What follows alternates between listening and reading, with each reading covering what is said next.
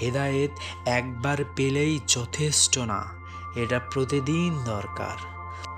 যার কাছে হেদায়েত নেই সে সব পেয়ে হারানো, আর যার কাছে হেদায়েত আছে সে কিছু না পেয়েও সফল। আসসালামু আলাইকুম। ধৈর্য ধরে সম্পূর্ণ ভিডিও দেখুন। আমরা আপনাকে এমন কথা বলবো যা আগে কেউ কখনো বলেনি। আমরা এমন অনুভূতির সাথে পরিচয় করিয়ে দেব যা আগে কেউ কখনো এই অনুভূতির সাথে কাউকে পরিচয় করিয়ে দেয়নি। তাই ধৈর্য ধরে সম্পূর্ণ ভিডিওটা দেখুন।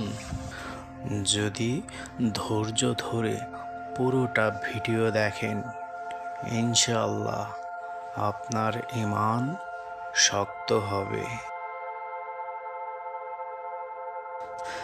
ইহদিনাস সিরাতাল মুস্তাকিম। এখানে ইহদিনা মানে আমাদের হেদায়েত দাও। খেয়াল করেছেন, এটি আদেশ নয়, এটা আকুতি, এটা আবেদন। আপনি স্বীকার করছেন, আমি পথ হারাতে পারি, আমি ভুল করতে পারি, আমি অন্ধ হতে পারি।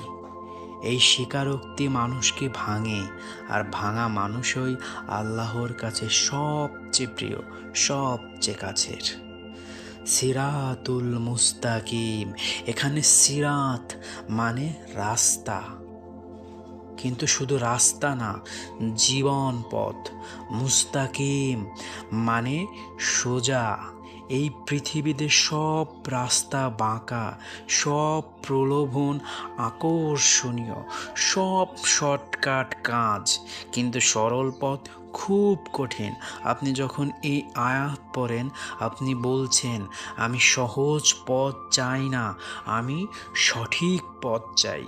আপনি প্রতিদিন কমপক্ষে 17 বার এই দোয়া পাঠ করেন। কেন জানেন?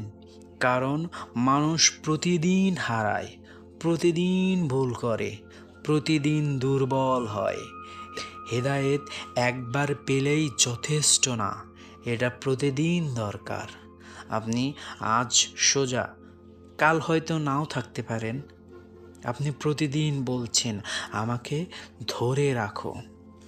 সবচেয়ে বড় সম্পদ আর টাকা নয়, সবচেয়ে বড় ক্ষমতা নিরাপত্তাও নয়, সবচেয়ে বড় নিয়ামত হেদায়েত।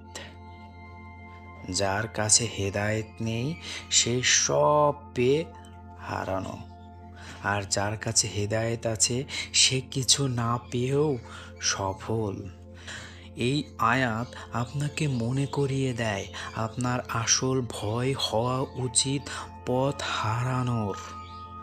পরের নামাজে যখন বলবেন ইহদিনাস সিরাতাল মুস্তাকিম, তাড়াহুড়া করবেন না, 1 সেকেন্ড থামবেন, নিজের জীবনকে ভাববেন, তারপর বলবেন, হে আল্লাহ, আমি সত্যিই পথ চাই। যদি এই আয়াত আপনার হৃদয়ে ঢুকে যায়, আপনার জীবন আর আগের মতো থাকবে না। সাবস্ক্রাইব করুন হাকিকতের আলো, শেয়ার করুন যেন সত্যের আলো বহুদূর পৌঁছায়। আমরা আপনাকে গভীর থেকে আরও গভীরে নিয়ে যাব, যেখানে আপনাকে আর কেউ কখনো নেয়নি।